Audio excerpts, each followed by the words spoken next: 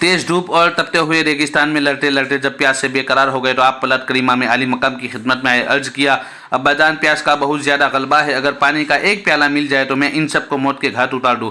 मेहरबान बाप ने अजीज बेटे की प्यास देखी, मगर यहाँ पानी कहाँ था जो इसने शहादत को पिलाया जाता। अपनी अंगूठी देकर कहा कि इसे मुंह में रख लो और फरमाया, बेटा अब तुम्हारी सैराबी का वक्त बहुत ज्यादा नजदीक आ गया है। अनकरीब तुम साकी कौसर नाना जान सल्लल्लाहु ताला अलैहि वसल्लम के दस्ते अक़दस से कौसर का ऐसा जाम पियोगे कि उसके बाद कभी तुम्हें प्यास नहीं सताएगी।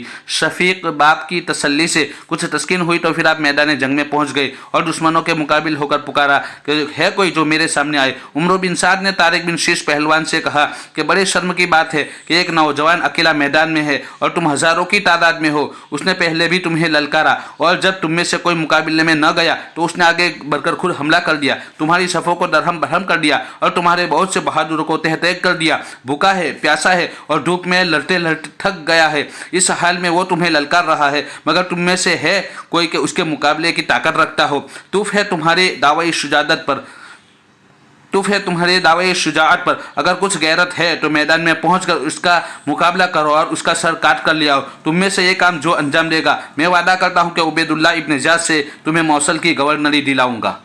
तारिक बदबख्त गवर्नरी की लालच में फर्जंद रसूल का खुद बहाने के लिए दौड़ पड़ा और सामने पहुंचते ही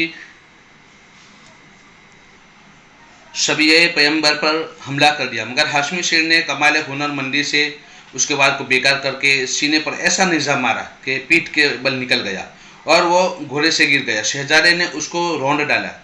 तारिक के बेटे उमर बिन तारिक ने जब अपने बाप को इस तरह कत्ल होते देखा तो गुस्से से आग बगुला हो गया और दौड़कर हजरत अली अकबर पर हमला कर दिया। शहजादे ने एक ही वार में उसका भी काम तमाम कर दिया। अब तारिक का दूसरा बेटा तलहा बिन तारिक अपने बाप और भाई का बदला लेने के लिए शहजादे हुसैन पर टूट पड़ा। हज़रत अली अकबर रज़ियल्लाहु ताला अन्हु ने उसे भी मौत के घाट उतार दिया। शहजादे की हैबत से पूरा यजीदी लश्कर थर्रा गया। इब्न सअद ने एक मशहूर बहादुर मिसरा बिन गालिब को मुकाबले के लिए भेजा। वो नेज़ा तान कर हमला करना ही चाहता था कि आपने उसके नेज़े को तलवार से कलम कर दिया और फिर उसके सर पर ऐसी तलवार मारी कि वो दो टुकड़े होकर जमीन पर गिर पड़ा। अब किसी में हिम्मत न रही कि वो तन्हा हाशमी शेर के मुकाबले में आता।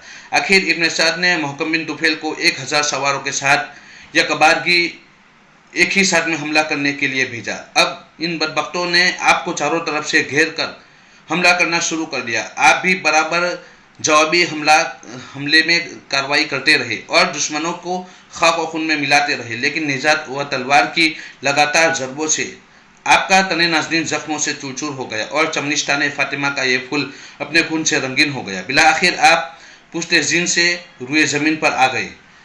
आपने आवाज़ दी, ये अब्बाजान मेरी खबरगिरी फरमाए। इमाम अली मकाम घोड़ा बढ़ाकर मैदान में पहुंचे और शहजादे को उठाकर खेमे में लाए। सर को गोद में लिया और उनके चेहरे अनवर से खून आलूदा गढ़ को साफ करने लगे। इतने में अली अकबर ने आंखें खोल दी और इमाम अली मकाम के आखिरी दीदार से महफूज हुए। फिर आंखें बंद हो गई और आप बहिश्ते बरी को रवाना हो गए। इन्ना लिल्लाहि व इन्ना इलैहि राजिऊन।